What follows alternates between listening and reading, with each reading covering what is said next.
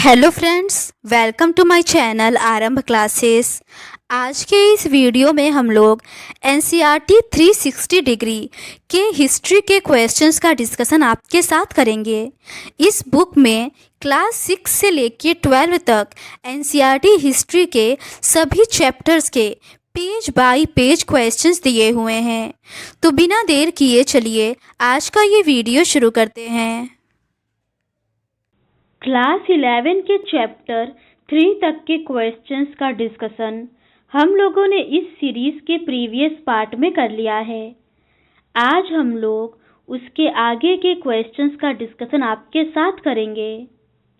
आगे के प्रश्न चैप्टर 4 बदलती परंपराएं 3 वर्ग से संबंधित है। पहला प्रश्न है, निम्न में से रोमन साम्राज्य की राजकीय धर्म क्या था? इसका सही आंसर है ऑप्शन सी, ईसाई। रोमन साम्राज्य के पतन के पश्चात पूर्वी एवं मध्य यूरोप के अनेक जर्मन मूल के समूहों ने इटली, स्पेन और फ्रांस के क्षेत्रों पर अधिकार कर लिया था।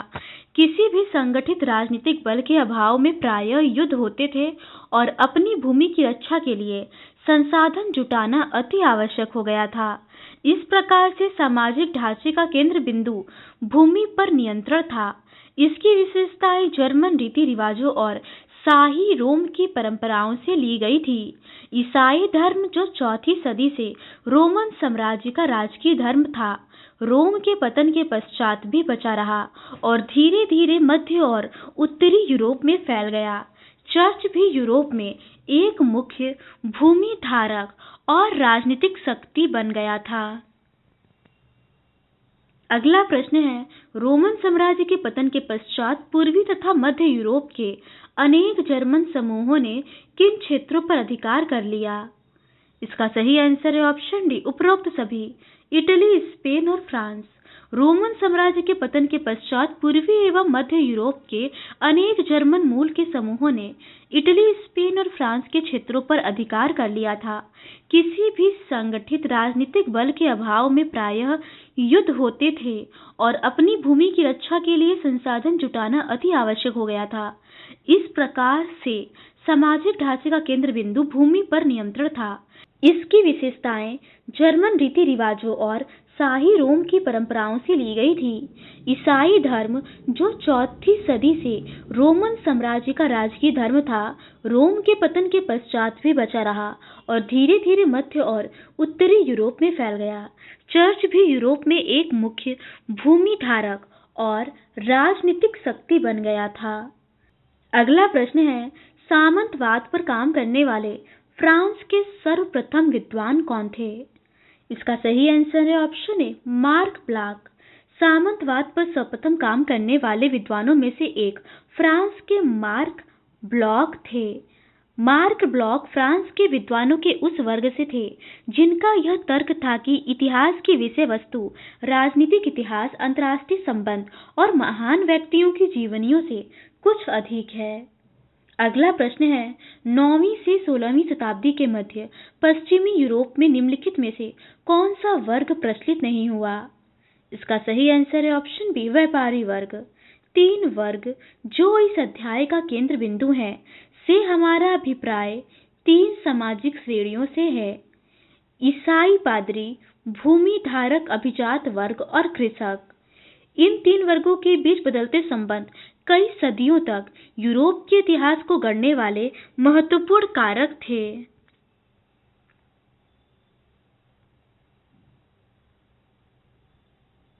अगला प्रश्न है, निम्नलिखित में से सामंतवाद के संदर्भ में निम्नलिखित कथनों पर विचार करें। पहला है, यह जर्मन शब्द फ्यूड से बना है जिसका अर्थ एक भूमि का टुकड़ा है। दूसरा है, यह ऐसे समाज को इंगित करता है जो मध्य फ्रांस और बाद के इंग्लैंड और दक्षिणी इटली में भी विकसित हुआ। तीसरा है, सामंतवाद एक तरह के व्यापार को इंगित करता है जो सामंत और व्यापारों के संबंधों पर आधारित है। उपयुक्त कथन में से सत्य कथन का चयन करें। इसका सही आंसर है ऑप्शन ए, पहला और दूसरा कथन सही है। इतिहासकारों द्वारा सामंतवाद शब्द का प्रयोग मध्यकालीन यूरोप की आर्थिक विधि व राजनीतिक और सामाजिक संबंधों का वर्णन करने के लिए किया जाता रहा है। यह जर्मन शब्द फ्यूड से बना है, जिसका अर्थ एक भूमि का टुकड़ा है, और यह एक ऐसे समाज को इंगित करता है जो मध्य फ्रांस और बाद में इंग्लैंड और दक्षिणी इटली में भी विकसित हुआ। आर्थिक संदर्भ में सामंतवाद एक तरह के कृषि उत्पादन को इंगित करता है जो सामंत और कृषकों के संबंधों पर आधारित है। कृषक अपने खेतों के साथ साथ लॉर्ड के खेतों पर कार्य करते थे। कृषक लॉर्ड को श्रम सेवा प्रदान करते थे और बदले में वे उन्हें सैनिक सुरक्षा देते थे। इसके साथ साथ लॉर्ड के कृषकों पर व्यापक न्यायिक अधिकार भी थे। इसीलिए सामंतवाद ने जीवन के न केवल आर्थिक बल्कि सामाजिक और राजनीतिक पहलुओं पर भी अधिकार कर लिया। अगला प्रश्न है, सामंतवाद शब्द की उत्पत्ति फ्यूड शब्द से हुई है, जो निम्नलिखित में से किस भाषा से ली गई है? इसका सही आंसर है ऑप्शन ए, जर्मन।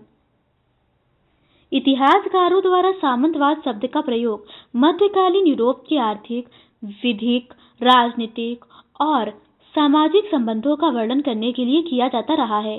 यह जर्मन शब्द फ्यूड से बना है, जिसका अर्थ एक भूमि का टुकड़ा है, और यह एक ऐसे समाज को इंगित करता है जो मध्य फ्रांस और बाद में इंग्लैंड और दक्षिणी इटली में भी विकसित हुआ।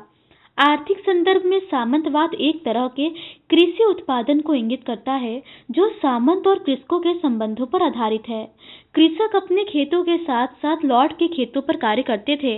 कृषक लॉर्ड को श्रम सेवा प्रदान करते थे और बदले में वे उन्हें सैनिक सुरक्षा देते थे। इसके साथ साथ लॉर्ड के कृषकों पर व्यापक न्यायिक अधिकार भी थे। इसीलिए सामंतवाद ने जीवन के न केवल आर्थिक बल्कि सामाजिक और राजनीतिक पहलुओं पर भी अधिकार कर लिया। अगला प्रश्न है, रोमन साम्राज्य का किस प्रांत में दो विस्तृत तट रेखाएं, पर्वत श्रेणी, लंबी नदियां, वन और कृषि करने के लिए उपयुक्त विस्तृत मैदान है? इसका सही आंसर है ऑप्शन सी, गॉल। गॉल, जो रोमन साम्राज्य का एक प्रांत था, में दो विस्तृत तट रेखाएं, पर्वत श्रेणियां, लंबी नदियां, वन और कृषि करने के लिए उपयुक्त विस्तृत मैदान थे। जर्मनी की एक जनजाति फ्रैंक ने गॉल को अपना नाम देकर उसे फ्रांस बना दिया। 6ठी सदी से यह प्रदेश फ्रैंकिश अथवा फ्रांस के ईसाई राजाओं द्वारा शासित राज्य था। फ्रांसीसियों के चर्च के साथ प्रगाढ़ संबंध थे, जो पोप द्वारा राजा शार्लमेन से समर्थन प्राप्त करने के लिए उसे पवित्र रोमन सम्राट की उपाधि दिए जाने पर और अधिक मजबूत हो गए। अगला प्रश्न है, निम्न में से किस जनजाति ने गॉल को अपना नाम देकर उसे फ्रांस बना दिया? इसका सही आंसर है ऑप्शन सी, फ्रैंक। गॉल, जो रोमन साम्राज्य का एक प्रांत था, में दो विस्तृत तट रेखाएं, पर्वत श्रेणियां, लंबी नदियां, वन और कृषि के लिए उपयुक्त विस्तृत मैदान थे। जर्मनी की एक जनजाति फ्रैंक ने गॉल को अपना नाम देकर उसे फ्रांस बना दिया। 6ठी सदी से यह प्रदेश फ्रैंकिश अथवा फ्रांस के ईसाई राजाओं द्वारा शासित राज्य था। फ्रांसीसियों के चर्च के साथ प्रगाढ़ संबंध थे, जो पोप द्वारा राजा शार्लमेन से समर्थन प्राप्त करने के लिए उसे पवित्र रोमन सम्राट की उपाधि दिए जाने पर और अधिक मजबूत हो गए। अगला प्रश्न है, निम्न में से शार्लमेन कहाँ का शासक था? इसका सही आंसर है ऑप्शन बी, फ्रांस का। आर्थिक संदर्भ में सामंतवाद एक तरह के कृषि उत्पादन को इंगित करता है जो सामंत और कृषकों के संबंधों पर आधारित है। कृषक अपने खेतों के साथ साथ लॉर्ड के खेतों पर कार्य करते थे। कृषक लॉर्ड को श्रम सेवा प्रदान करते थे और बदले में वे उन्हें सैनिक सुरक्षा देते थे। इसके साथ साथ लॉर्ड के कृषकों पर व्यापक न्यायिक अधिकार भी थे। इसीलिए सामंतवाद ने जीवन के न केवल आर्थिक बल्कि सामाजिक और राजनीतिक पहलुओं पर भी अधिकार कर लिया। यद्यपि इसकी जड़ें रोमन साम्राज्य में विद्यमान प्रथाओं और फ्रांस के राजा शार्लमेन के काल में पाई गई, तथापि ऐसा कहा जाता है कि जीवन के सुनिश्चित तरीके के रूप में सामंतवाद की उत्पत्ति यूरोप के अनेक भागों में 11वीं सदी के उत्तरार्ध में हुई। अगला प्रश्न है, पोप शार्लमेन को पवित्र रोमन सम्राट की उपाधि से कब सम्मानित किया गया? इसका सही आंसर है ऑप्शन बी, 800 ईस्वी में। 481 में क्लोविस फ्रैंक लोगों का राजा बना। 486 में क्लोविस और फ्रैंक ने उत्तरी गाल का विजय अभियान प्रारंभ किया। 496 में क्लोविस और फ्रैंक लोग धर्म परिवर्तन करके ईसाई बने।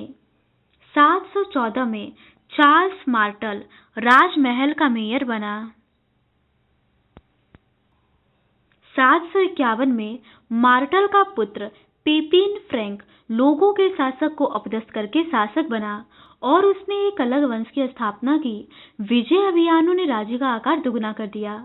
768 में पेपिन का स्थान उसके पुत्र शार्लमेन या चार्ल्स महान द्वारा लिया गया। 800 में पोप लियो III ने शार्लमेन को पवित्र रोमन सम्राट का ताज पहनाया था। 840 से नॉर्वे से वाइकिंग लोगों के हमले हुए। अगला प्रश्न है, निम्नलिखित में से सूची 1 को सूची 2 से मिलान करें। इसका सही आंसर है ऑप्शन सी। 800 ईस्वी का शार्लमेन को पवित्र रोमन सम्राट की उपाधि होगा। 496 का क्लोविस और फ्रैंक लोग धर्म परिवर्तन करके ईसाई बने। 481 का क्लोविस फ्रैंक लोगों का राजा बना और 714 ईस्वी का चार्ल्स मार्टल राजमहल का मेयर बना।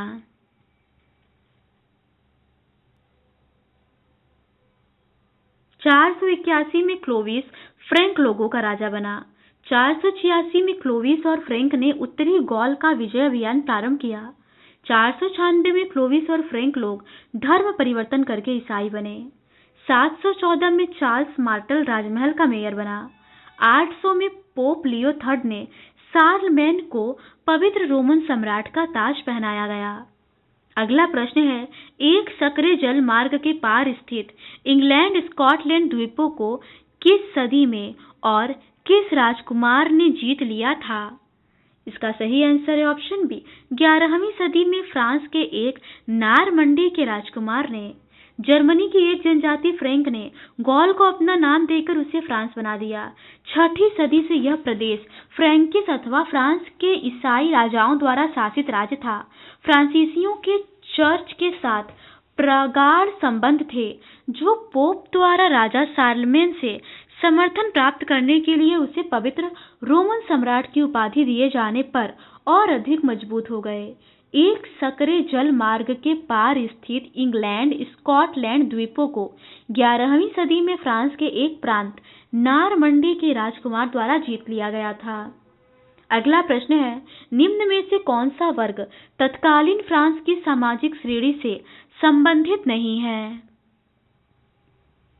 इसका सही आंसर है ऑप्शन सी, श्रमिक वर्ग। फ्रांसीसी पादरी इस अवधारणा में विश्वास रखते थे कि प्रत्येक व्यक्ति कार्य के आधार पर 3 वर्गों में से किसी एक का सदस्य होता है। एक बिशप ने कहा, यहाँ वर्ग क्रम में कुछ प्रार्थना करते हैं, कुछ लड़ते हैं और शेष अन्य कार्य करते हैं। इस तरह समाज मुख्य रूप से 3 वर्ग, पादरी, अभिजात और कृषक वर्ग से बना था। अगला प्रश्न है, निम्नलिखित कथनों पर विचार करें। पहला है, पादरियों ने स्वयं को प्रथम वर्ग में तथा अभिजात वर्ग को दूसरे वर्ग में रखा था। दूसरा है, सामाजिक प्रक्रिया में पादरियों वर्ग की महत्वपूर्ण भूमिका थी। तीसरा है, फ्रांस के शासकों का लोगों से जुड़ाव एक प्रथा के कारण था जिसे वेस्लेज कहते थे। चौथा है, अभिजात वर्ग की एक विशेष हैसियत थी, वे अपना स्वयं का न्यायालय लगा सकते थे और यहाँ तक कि अपनी मुद्रा भी प्रचलित कर सकते थे। उपर्युक्त कथनों के संदर्भ में सत्य कथन का चयन करें। इसका सही आंसर है ऑप्शन सी। पहला, तीसरा और चौथा कथन सही है। पादरियों ने स्वयं को प्रथम वर्ग में और अभिजात वर्ग को दूसरे वर्ग में रखा था, परंतु वास्तव में सामाजिक प्रक्रिया में अभिजात वर्ग की महत्वपूर्ण भूमिका थी। ऐसा भूमि पर उनके नियंत्रण के कारण था। यह वेस्लेज नामक एक प्रथा के विकास के कारण हुआ। फ्रांस के शासकों का लोगों से जुड़ाव एक प्रथा के कारण था जिसे वेस्लेज कहते थे, और यह प्रथा जर्मन मूल के लोगों, जिनमें से फ्रैंक लोग भी एक थे, में समान रूप से विद्यमान थी। अभिजात वर्ग की एक विशेष हैसियत थी, उनका अपनी संपदा पर अस्थायी तौर पर पूर्ण नियंत्रण था। वे अपनी सैन्य क्षमता बढ़ा सकते थे, जो सामंती सेना कहलाती थी। वे अपना स्वयं का न्यायालय लगा सकते थे और यहाँ तक कि अपनी मुद्रा भी प्रचलित कर सकते थे। अगला प्रश्न है, निम्न में से सामंतों के घर को क्या कहा जाता था? इसका सही आंसर है ऑप्शन बी, मनेर। अभिजात वर्ग की एक विशेष हैसियत थी, उनका अपनी संपदा पर अस्थायी तौर पर पूर्ण नियंत्रण था। वह अपनी सैन्य क्षमता बढ़ा सकते थे, जो सामंती सेना कहलाती थी।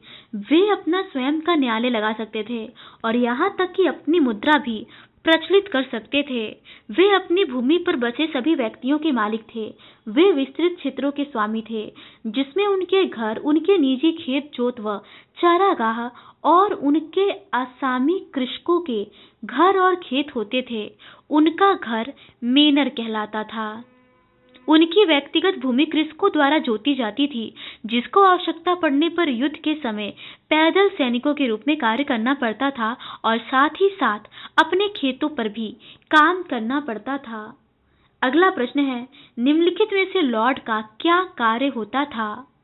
इसका सही आंसर है ऑप्शन डी, उपर्युक्त सभी। गांवों पर नियंत्रण करना, शिकार करना और कई गांवों के मालिक होते थे। लॉर्ड का अपना मेनर भवन होता था, वह गांवों पर नियंत्रण रखता था। कुछ लॉर्ड अनेक गांवों के मालिक थे। किसी छोटे मेनर की जागीर में दर्जन भर और बड़ी जागीर में 50 या 60 परिवार हो सकते थे। प्रतिदिन के उपभोग की प्रत्येक वस्तु जागीर पर मिलती थी। अनाज खेतों में उगाए जाते थे। लोहार और बढ़ई लॉर्ड के औजारों की देखभाल और हथियारों की मरम्मत करते थे, जबकि राजमिस्त्री उनकी इमारतों की देखभाल करते थे। औरतें वस्त्र काटती और बुनती थी और बच्चे लॉर्ड की मदिरा संपीडक में कार्य करते थे। जागीरों में विस्तृत अरण्य भूमि और वन होते थे, जहां लॉर्ड शिकार करते थे। उनके यहाँ चारागाह होते थे, जहां उनके पशु और घोड़े चरते थे। वहां पर एक चर्च और सुरक्षा के लिए एक दुर्ग होता था। अगला प्रश्न है, बड़ी जागीर में कितने परिवार हो सकते थे? इसका सही आंसर है ऑप्शन ए, 50 या 60 परिवार। किसी छोटे मेनर की जागीर में दर्जन भर और बड़ी जागीर में 50 से 60 परिवार हो सकते थे। प्रतिदिन के उपभोग की प्रत्येक वस्तु जागीर पर मिलती थी। अनाज खेतों में उगाए जाते थे। लोहार और बढ़ई लॉर्ड की औजारों की देखभाल और हथियारों की मरम्मत करते थे, जबकि राजमिस्त्री उनकी इमारतों की देखभाल करते थे। औरतें वस्त्र काटती और बुनती थी और बच्चे लॉर्ड की मदिरा संपीडक में कार्य करते थे। जागीरों में विस्तृत अरण्य भूमि और वन होते थे, जहां लॉर्ड शिकार करते थे। उनके यहाँ चारागाह होते थे, जहां उनके पशु और घोड़े चरते थे। वहां पर एक चर्च और सुरक्षा के लिए एक दुर्ग होता था। अगला प्रश्न है, निम्नलिखित में से नाइट ने लॉर्ड को क्या वचन दिए? इसका सही आंसर है ऑप्शन डी, इनमें से सभी। युद्ध लड़ने का वचन, सैन्य योग्यताओं को बनाए रखना और पुतलों से रण कौशल एवं बचाव। शौकिया कृषि सैनिक पर्याप्त नहीं थे और कुशल अश्व सेना की आवश्यकता थी। इसने एक नए वर्ग को बढ़ावा दिया, जो नाइट्स कहलाते थे। वे लॉर्ड से उसी प्रकार संबद्ध थे जिस प्रकार लॉर्ड राजा से संबद्ध था। लॉर्ड ने नाइट को भूमि का एक भाग दिया और उसकी रक्षा करने का वचन दिया। फीफ को उत्तराधिकार में पाया जा सकता था। यह 1000 से 2000 एकड़ या उससे अधिक में फैली हुई हो सकती थी, जिसमें नाइट और उसके परिवार के लिए एक पंचक्की और मदिरा संपीडक के अतिरिक्त उसके व उसके परिवार के लिए घर, चर्च और उस पर निर्भर व्यक्तियों के रहने की व्यवस्था शामिल थी। सामंती मेनर की तरह फीफ की भूमि को कृषक जोतते थे। बदले में नाइट अपने लॉर्ड को एक निश्चित रकम देता था और युद्ध में उसकी तरफ से लड़ने का वचन देता था। अपनी सैन्य योग्यताओं को बनाए रखने के लिए नाइट प्रतिदिन अपना समय बाड़ बनाने, घेराबंदी करने और पुतलों से रण कौशल एवं अपने बचाव का अभ्यास करने में निकालते थे। नाइट अपनी सेवाएं अन्य लॉर्डों को भी दे सकता था, पर उसकी सर्वप्रथम निष्ठा अपने लॉर्ड के लिए होती थी। अगला प्रश्न है, यूरोप में प्रथम वर्ग पादरी वर्ग के संदर्भ में निम्नलिखित कथनों पर विचार करें। पहला है, ईसाई समाज की मार्गदर्शन बिशपों तथा पादरियों द्वारा किया जाता था, जो प्रथम वर्ग के अंग थे। दूसरा है, प्रत्येक व्यक्ति पादरी हो सकते थे, जैसे कृषि दास, शारीरिक रूप से बाधित और स्त्रियां। तीसरा है, जो पुरुष पादरी बनते थे वे शादी नहीं कर सकते थे। चौथा है, पादरी लोग प्रत्येक रविवार को धर्मोपदेश सुनने तथा सामूहिक प्रार्थना करने के लिए चर्च में इकट्ठा होते थे। उपर्युक्त कथन में से कौन सा कथन सत्य है? इसका सही आंसर है ऑप्शन सी, पहला, तीसरा और चौथा कथन सही है।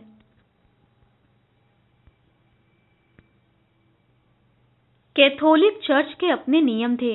राजा द्वारा दी गई भूमियां थी जिनसे वे कर उगा सकते थे, इसीलिए यह एक शक्तिशाली संस्था थी जो राजा पर निर्भर नहीं थी। पश्चिमी चर्च के अध्यक्ष पोप थे जो रोम में रहते थे। यूरोप में ईसाई समाज का मार्गदर्शन बिशपों और पादरियों द्वारा किया जाता था, जो प्रथम वर्ग के अंग थे। अधिकतर गांवों में अपने चर्च हुआ करते थे, जहां पर प्रत्येक रविवार को लोग पादरी के धर्मोपदेश सुनने तथा सामूहिक प्रार्थना करने के लिए इकट्ठा होते थे। प्रत्येक व्यक्ति पादरी नहीं हो सकता था, जैसे कृषि दास पर प्रतिबंध था। शारीरिक रूप से बाधित व्यक्तियों पर और स्त्रियों पर भी प्रतिबंध था। जो पुरुष पादरी बनते थे वे शादी नहीं कर सकते थे। धर्म के क्षेत्र में बिशप अभिजात माने जाते थे। बिशपों के पास भी लॉर्ड की तरह विस्तृत जागीरें थी और वे शानदार महलों में रहते थे।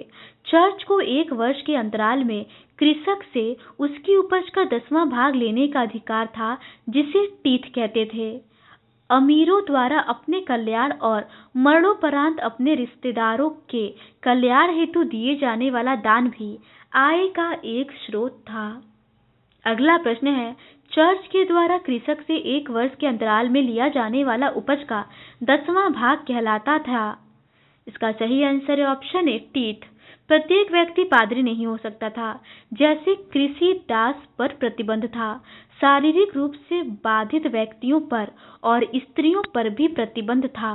जो पुरुष पादरी बनते थे वे शादी नहीं कर सकते थे। धर्म के क्षेत्र में बिशप अभिजात माने जाते थे।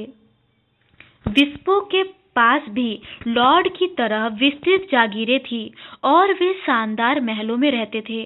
चर्च को 1 वर्ष के अंतराल में कृषक से उसकी उपज का 10वां भाग लेने का अधिकार था, जिसे टीथ कहते थे। अमीरों द्वारा अपने कल्याण और मरणोपरांत अपने रिश्तेदारों के कल्याण हेतु दिए जाने वाला दान भी आय का एक स्रोत था। तो आज के इस वीडियो में बस इतना ही। बाकी के रिमेनिंग क्वेश्चंस का डिस्कशन हम लोग इस सीरीज के नेक्स्ट पार्ट में करेंगे। अगर आपको ये सीरीज पसंद आती है तो please do subscribe to my channel and like this video. Thank you.